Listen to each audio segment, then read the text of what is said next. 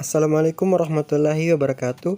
Perkenalkan, nama saya Muhammad Alif Zulfakar M dengan NIM 2102095021113 dari kelas PTIKB. Nah, di sini saya sudah membuat program C++, yaitu dengan menampilkan nilai akhir mahasiswa sebagai programnya. Nah, langkah pertama, terlebih dahulu membuat header dari C++, yaitu include IOStream. Fungsi dari include IOStream yaitu sebagai pengarah yang mengatakan kepada compiler untuk mengatakan kode dari header file. Selanjutnya, using namespace std. Using namespace std merupakan perintah yang dapat kita gunakan untuk menyajikan perintah atau deklarasi kepada sebuah aplikasi compiler yang menyatakan bahwa kita akan menggunakan seluruh berkas, kelas, atau fungsi yang menjadi bagian dari sebuah namespace std yang bersangkutan. Kemudian int main. Int main adalah jenis tipe data yang akan dikembalikan nilainya kembali. Di dalam fungsi main, wajib kamu sertakan return 0.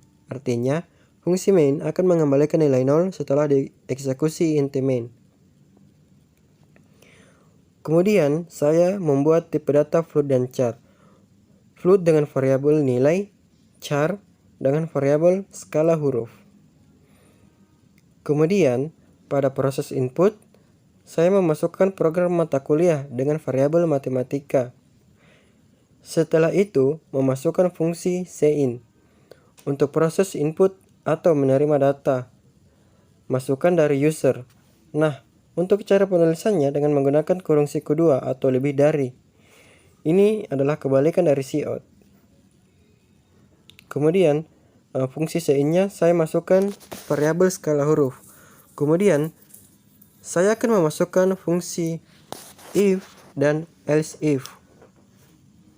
If adalah pernyataan yang berfungsi untuk mengecek pernyataan yang dimasukkan atau membandingkan pernyataan.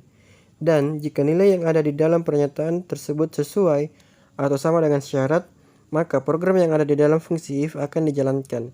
Jika tidak sesuai, maka akan tidak dijalankan. Sedangkan fungsi else if itu untuk membuat fungsi lain, seperti pernyataan tambahan atau fungsi pernyataan kedua jika fungsi if tidak memenuhi syarat.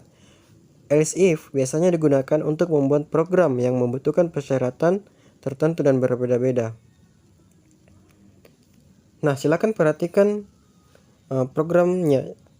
Apabila nilainya 85-100, maka dia akan mendapat nilai huruf A. Nah, di sini bisa diperhatikan format penulisan dari if. Setelah itu saya memasukkan fungsi else if. Kenapa saya masukkan fungsi else if? Agar nilai yang kurang dari 78 tidak terbaca untuk nilai hurufnya. Selanjutnya, saya akan menampilkan skala hurufnya, yaitu dengan memanggil variabel dari char. Caranya bisa diperhatikan untuk penulisannya seperti pada layar yang ditampilkan. Kemudian saya akan menambahkan 2 mata kuliah lagi. Cukup dengan mengcopy paste saja dan mengganti nama mata kuliahnya. Dan yang terakhir, mengakhiri programnya dengan fungsi return. Seperti yang saya bilang tadi, fungsi int main akan dikembalikan nilainya kembali di dalam fungsi main. Dan kita wajib menyertakan return 0. Artinya fungsi main akan dikembalikan nilai 0 setelah dieksekusi int main. Dan terakhir saya run programnya.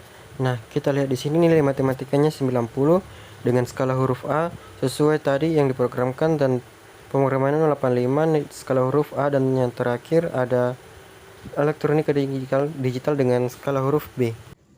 Nah, ini adalah tampilan flowchart saya yang ada pada program saya.